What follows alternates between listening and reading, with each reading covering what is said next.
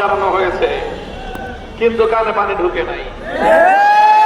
অন্যান্য রাজনৈতিক দলের নেতা কর্মীদের মামলা যেভাবে প্রত্যাহার হয়েছে, অদ্যাবধি হেফাজতে ইসলামের বিরুদ্ধে দায়েরকৃত প্রায় ৩৫০ মামলার মধ্যে কয়টি মামলা প্রত্যাহার হয়েছে আমরা জানতে চাই। কাজেই তারপরে কথা হলো নারী অধিকার সংস্কার কমিশন নিয়ে যেই প্রস্তাবনা তারা উপস্থাপন করেছে, বছরের পর বছর নয়, দশকের পর দশক ধরে এই বিষয়ে আলেম সমাজ তাদের সকল বক্তব্য এবং নারীকে ইসলাম প্রদত্ত যে অধিকার, ন্যায্য অধিকারের কথা এদেশের আলেম সমাজ বলে আসছে, হেফাজতে ইসলাম বলে আসছে। হেফাজতে ইসলামের ৪ দফার মধ্যে অন্যতম দফা হলো নারীর জন্য ন্যায্য অধিকার প্রতিষ্ঠা এবং বাস্তবায়ন করা।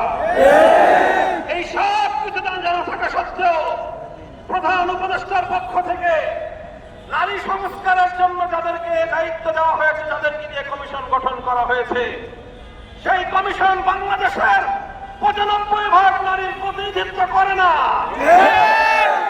কয়েকজন এনজিও কর্মী এবং পশ্চিমা সেই ইহুদি খ্রিস্টানদের নগ্ন পশ্চিমা সভ্যতার প্রতিনিধিত্বকারী বাংলাদেশের মতো একটি সভ্য সমাজে পশ্চিমা বেহায়া কালচারের যারা প্রমোটকারী, তাদেরকে নিয়ে নারী বিষয়ক সংস্কার কমিশন গঠন করে এদেশের ৯০% নারীদের অধিকার হরণ করা হয়েছে।